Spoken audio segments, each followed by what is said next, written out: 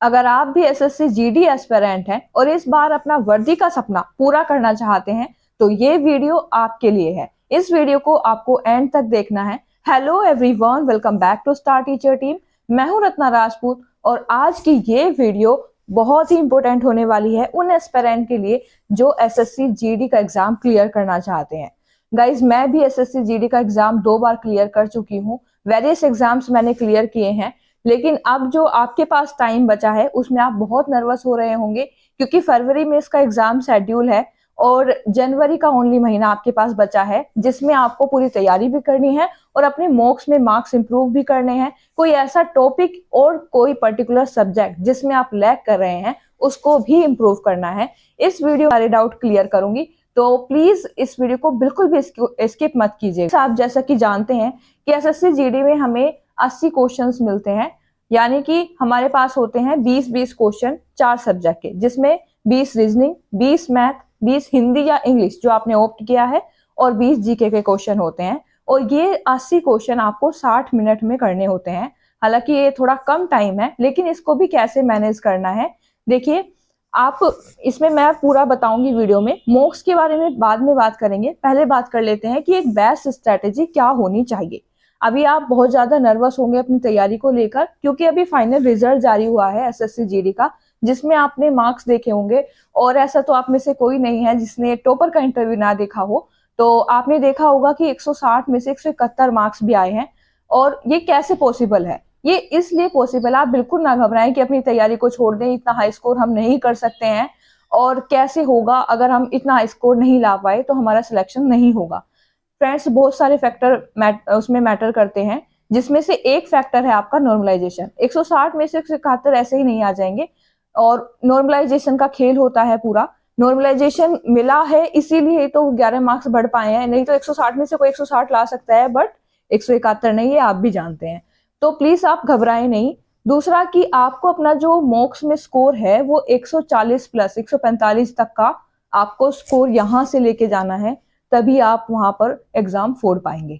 और इसके लिए एक बेस्ट एकदम स्ट्रेटेजी मैं आपको बताऊंगी। और आपको अब जो तैयारी है बहुत ही अच्छे से अपनी बूस्ट करनी है ताकि आप कहीं भी लैक ना करें। जो लैक पॉइंट हैं आपके उन पर काम कीजिए। चलिए पर्टिकुलर सब्जेक्ट वाइज बात कर लेते हैं। तो सबसे पहले हम बात करेंगे हिंदी पे। हिंदी जो है वो एक ऐसा सब्जेक्ट है, बहुत स्कोरिंग सब्जेक्ट है। और अगर आपने इंग्लिश लिया है तो उसके लिए भी आपको सेम स्ट्रेटेजी फॉलो करनी है जो मैं हिंदी के लिए बता रही हूँ। जैसे मैं अपनी बताऊं तो मेरे पास अगर लास्ट 30 डेज जब बचे हुए थे, 2 बार जब मैंने क्लियर किया है, तो मैंने 30 डेज में इस तरीके से अपने पूरे सिलेबस और पूरे जो टॉपिक्स हैं उनको रिवाइज किया है ताकि कहीं भी अगर मेरा थोड़ी भी अब मुझे प्रॉब्लम आ रही है किसी भी टॉपिक में तो वो मेरी वीकनेस खत्म हो जाए। तो जैसे हिंदी के लिए मैं बात करूं तो आपको इसमें ल्यूसेंट का पढ़ना है। ल्यूसेंट एक बुक होती है जिसमें कि आपको चैप्टर वाइज आपको सारा कुछ दिया हुआ है। वैसे तो हिंदी के जो प्रीवियस ईयर मॉक्स हैं वो लगाइए आप, उनसे आपका सारा कवर हो जाएगा। मॉक्स से आपको ये पता लगेगा कि कोई टॉपिक आपका कमजोर है तो वो कहाँ आप लैग कर रहे हैं। लाइक कोई पर्यायवाची आपका गलत गया, फिर आपने उसी मॉक के बाद पर्यायवाची को आप रिवाइज कर लीजिए, जितने भी हैं जितने। अगर आपके 2 पर्यायवाची गलत गए तो पूरा टॉपिक आपको रिवाइज करना होगा, जिससे कि आगे कहीं भी अगर पर्यायवाची भी पूछा जाए, कोई भी पूछा जाए ना, तो आप उसमें भूले ना बिल्कुल भी। जैसे विलोम शब्द है या कोई भी ऐसा टॉपिक है जो आपका लैक हो रहा है, मॉक के बाद ही आपको पता लगेगा। तो इसके लिए सबसे बेटर जो तरीका है वो यही है हिंदी के लिए कि आपको एक अपना मॉक लगाना है प्रीवियस ईयर, वो भी सेक्शनल। सेक्शनल से आपकी पूरी तैयारी हो जाएगी। जहां आपको कमी लगे वही टॉपिक आप ल्यूसेंट की बुक से कवर कर सकते हैं, जैसे कि मैंने भी किया था।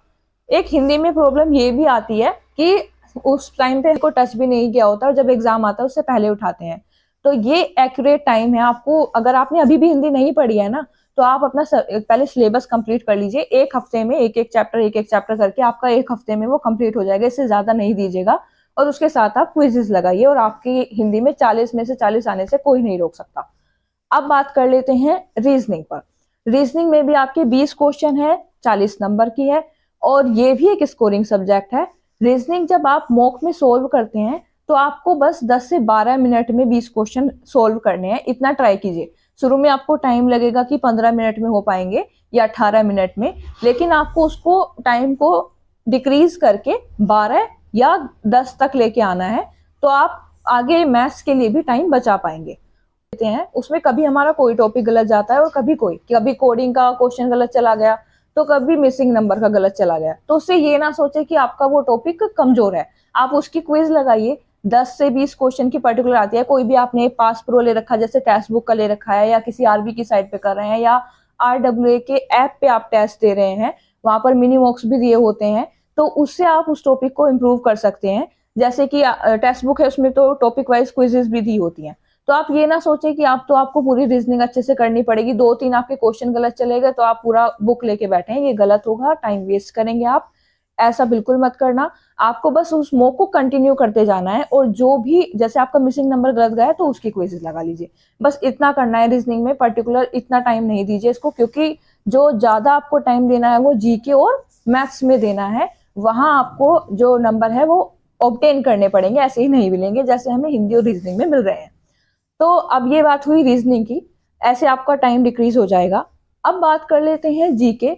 और अगर आप इस वीडियो को देख रहे हैं, इट मीन्स कि आपने जब से फॉर्म भरा है और अब तक आप अपना सिलेबस कंप्लीट कर चुके होंगे, क्योंकि किसी भी एग्जाम को क्लियर करने के लिए एक बेटर तरीका यही है कि पहले अपना हम सिलेबस कंप्लीट करें, उसके बाद हम चैप्टर वाइज प्रैक्टिस करें, और फिर उसके बाद मिक्स प्रैक्टिस यानी कि फुल मॉक्स दें। तो बेटर तरीका ये है कि आप प्रीवियस ईयर के सेक्शनल मॉक्स लगाइए। जीडी का जब एग्जाम होता है तो कहीं कहीं शिफ्ट होती हैं, तो प्रीवियस ईयर के आप एक दिन में 2 से 3 शिफ्ट लगाइए। उसी में आपको पता लग जाता है कि आपका, जैसे पॉलिटी में आपका सिटीजनशिप का कोई क्वेश्चन गलत गया है, नागरिकता से कोई क्वेश्चन आया और आपका आर्टिकल रॉन्ग हो गया, तो बस आइए अपने नोट से उसको रिवाइज कर लीजिए। ये प्रीवियस ईयर या तो आप सेक्शनल लगा सकते हैं। दूसरा कि आप एक जो स्टैटिक जी के सब्जेक्ट है उस पर ज्यादा फोकस कीजिए। उसमें जो डांस होते हैं, क्लासिकल डांस है, और अपने जो वो होते हैं फोक डांस होते हैं। दूसरा कि जो त्योहार वगैरह होते हैं, उत्सव, जो मेले होते हैं, परिधान होते हैं, और नेशनल पार्क्स वगैरह, बहुत सारे स्टैटिक जी के वास्ट है, लेकिन उनसे क्वेश्चन भी बहुत ज्यादा बनते हैं, वेटेज बहुत ज्यादा होता है एसएससी जीडी में स्टैटिक जीके का। आप प्रीवियस ईयर की क्वेश्चन सीरीज भी कर सकते हैं अगर आप यूट्यूब से देखते हैं। मैं आपको सजेस्ट नहीं कर पाऊंगी क्योंकि सबका अंडरस्टैंडिंग लेवल जो है वो अलग अलग होता है। आप नवीन सर को फॉलो कर सकते हैं यूट्यूब पे, परमार सर को। और कोई भी आपका सब्जेक्ट वीक है तो आप क्या करें कि उसके वन सोर्स लगाइए। वो आप ऐसे डालिएगा यूट्यूब पे कि जैसे आपको हिस्ट्री का करना है, हिस्ट्री वन सोर्स, तो आपको बहुत सारी वीडियोस निकल कर आ जाएंगी, जैसे 5 घंटे की या 4 घंटे की। ऐसे टारगेट बना लीजिए कि हाँ, मुझे 1-1 घंटा करके ये 4 दिन में एक सब्जेक्ट खत्म कर लेना है। और जब आप वीडियो देख रहे हो तो उसके साथ साथ अपने नोट्स भी रिवाइज करें। ये बहुत ही मैटर करेगा आपका कि आप वीडियो तो देख लेते हैं, रिवाइज नहीं करते हैं, इसीलिए आपके क्वेश्चन गलत होते हैं। तो साथ के साथ आप रिवीजन भी करते जाइए। दूसरा मैंने बताया कि स्टैटिक जीके पे जरूर फोकस कीजिएगा, अलग से उसको टाइम दीजिए। और करंट अफेयर में आपको डे वाइज नहीं करना है, बल्कि टॉपिक वाइज उसको कीजिए। जैसे अंतरराष्ट्रीय नियुक्ति है, या भारत के जो जितने भी अपॉइंटमेंट है भारत में हुए हैं, वो आप अलग से कीजिए। अवार्ड मिले, फिल्म जो सिनेमा अवार्ड्स होते हैं, या फिर जो मिस इंडिया वगैरह ये अवार्ड्स होते हैं। और दूसरा, आप जो ऐसे किसी आप टॉपिक वाइज प्लेलिस्ट डालेंगे तो कहीं की निकल के आ जाएगी। आप किसी को फॉलो कर सकते हैं जिसका आपको समझ में आए। तो एक एक करके करंट अफेयर के टॉपिक अभी से करना शुरू कर दीजिए, क्योंकि लास्ट डे में जब आप करते हैं तो फिर वो दिमाग के ऊपर से जाता है और याद हमें कुछ होता नहीं है। तो बस फॉर्मेलिटी के लिए उस टाइम कर रहे होते हैं, लेकिन ये एग्जैक्ट टाइम है, अब आप शुरू कर सकते हैं अपने करंट अफेयर को पढ़ना। और अगर आप पढ़ चुके हैं तो उसको रिवाइज करना शुरू कर दीजिए। तो जीके में तो मैंने आपको बताया कई सब्जेक्ट होते हैं, हिस्ट्री, पॉलिटी, इको, बहुत सारे हैं। लेकिन आपको क्या करना है, एक एक सब्जेक्ट को पर्टिकुलर लेके चलना है। आपने कर दिया 4 दिन में एक सब्जेक्ट खत्म, उसके साथ दूसरा ले लीजिए। जैसे आप पॉलिटी कर रहे हैं तो पॉलिटी के साथ आप एंशिएंट हिस्ट्री ले सकते हैं। दूसरी, जब आप मिडिवल कवर करें तो उसके साथ आप इको ले लें। तो इस तरीके से कॉम्बिनेशन में आप इसको चलाइए, आपके बहुत अच्छे से जीके का जो सिलेबस भी कवर हो जाएगा, जो प्रीवियस ईयर क्वेश्चन है वो भी कवर हो जाएंगे। मैथ्स एक ऐसा सब्जेक्ट है जिसमें सबको डर लगता है कि हम अगर क्वेश्चन आता भी है तो एग्जाम में वो रॉन्ग हो जाता है, नर्वसनेस के कारण, क्योंकि वहां पे टाइम का प्रेशर होता है। और ये टाइम का प्रेशर कवर अप करने के लिए आपको यहाँ पे सेक्शनल मॉक्स देने होंगे, प्रीवियस ईयर क्विजेस लगानी होंगी। और मैथ्स के लिए आपको क्या करना है, पहले आपका सिलेबस कंप्लीट करना है, वो आई होप आप अब तक कर चुके होंगे। दूसरा, आपको चैप्टर वाइज प्रैक्टिस करनी है। ये टाइम ऐसा नहीं है कि आप चैप्टर में भी 400 क्वेश्चन किसी पर्टिकुलर जो टॉपिक है हमारा उसके कर रहे हैं। ये ऐसा टाइम है आपको टॉप क्वेश्चंस करने होंगे। जैसे कि आप किसी भी चैप्टर में आपका कोई भी टॉपिक गलत आ रहा है, पर्टिकुलर एक टाइप गलत जा रहा है, तो आप उसके 10 से 12 क्वेश्चन टॉप लेवल के जो हो वो कर लीजिए। वो क्विजेज में आपको मिल जाएंगे, जहां से भी आपने पास प्रो वगैरह, आई होप कि आपने टेक्स्ट बुक का ले रखा होगा। अगर आप फ्री करना चाहते हैं तो जो प्रीवियस ईयर कंपाइलेशन है चैप्टर वाइज, और जैसे भी आप मुझे कमेंट में कहेंगे उस तरीके से मैं टेलीग्राम पर डाल दूंगी। और टेलीग्राम का जो लिंक है वो मैंने कमेंट में पिन किया हुआ है, वहां से आप देख सकते हैं। दूसरा, अगर कहीं भी आपको एसएससी जीडी में टॉपिक वाइज में कहीं भी प्रॉब्लम आ रही है तो एक प्लेलिस्ट मैंने बनाई हुई है, उस पर उसका भी लिंक मैं अभी कमेंट में पिन करवा दूंगी। वहां से आप उसको क्लिक करके वहां से हेल्प ले सकते हैं। कॉन्सेप्ट आपको बहुत अच्छे से मैंने समझाए हुए हैं, तो वो आपके कवर हो जाएंगे। मिक्स प्रैक्टिस के लिए आप क्या कीजिए कि प्रीवियस ईयर आपको सेक्शनल मॉक्स लगाइए। अब एक जो मोस्ट इंपोर्टेंट फैक्टर आता है वो है टाइम मैनेजमेंट। आप कैसे करेंगे? जब भी आप मॉक दे रहे हो तो आप क्या करें, उसे एक बार में अटेम्प्ट ना करके 2 बार में मैथ्स के जो सेक्शनल मॉक है उसको अटेम्प्ट करें। कैसे करेंगे कि जो पहले आपको इजी क्वेश्चंस आ रहे हैं वो कीजिए। पहले आपको लग रहा है कि हाँ मैं कर सकता हूँ, जिस पे टाइम लगेगा उसको वहीं छोड़ दीजिए, बाद के लिए उसको छोड़ दीजिए, दूसरे गो में उसको करना है आपको। पहले गो में आपको बस वही क्वेश्चन करने हैं जो आपसे हो रहे हैं। 20 में से लगभग 12-13 क्वेश्चन ऐसे होंगे जो आपसे बन जाएंगे। बाकी जो 7-8 क्वेश्चन है उसमें थोड़ा सा लगता है आपको कि कैलकुलेशन है या कहीं एक ही चीज आप बार बार गलती कर रहे हैं, तो उस टाइम पे उसको बिल्कुल स्किप कर दीजिए। और बाद में जो दूसरी बार में आप उसको देखें अपने मॉक को, तो उसमें फिर उसको अटेम्प्ट कीजिए। तो इससे आपका टाइम भी बचेगा और एक बेहतर टाइम के अंदर आप हर एक क्वेश्चन को कर पाएंगे।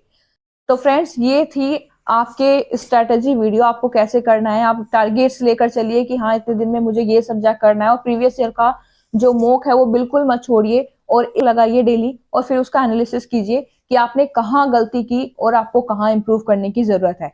तो बस आपको अब प्रैक्टिस करनी है, बहुत ज्यादा प्रैक्टिस की जरूरत है। तो अगर आप इस वीडियो से रिलेटेड आपको कोई भी डाउट रह गया है या मैथ्स से रिलेटेड पर्टिकुलर कोई डाउट रह गया है तो आप मुझे कमेंट कीजिएगा। अगर कहीं आपको बहुत ही ज्यादा प्रॉब्लम आ रही है किसी मैथ्स को करने में, टाइम मैनेजमेंट में, मॉक्स में, या कहीं भी इस वीडियो से रिलेटेड आपका कोई भी डाउट है तो आप कमेंट कर दीजिएगा। मैं एक सेपरेट वीडियो ले आऊंगी मैथ्स के लिए, ताकि आप अपना जो स्कोर है वो इम्प्रूव कर सके।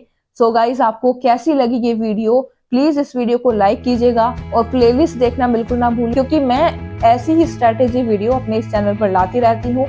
और अगर कोई भी डाउट है तो प्लीज कमेंट कीजिएगा। एक काम जो आपने अभी नहीं किया है, इस वीडियो को लाइक कीजिए और अपने दोस्तों के साथ शेयर कीजिए। इस चैनल को सब्सक्राइब कर लीजिए। फिर मिलेंगे नए वीडियो में, तब तक के लिए जय हिंद, वंदे मातरम।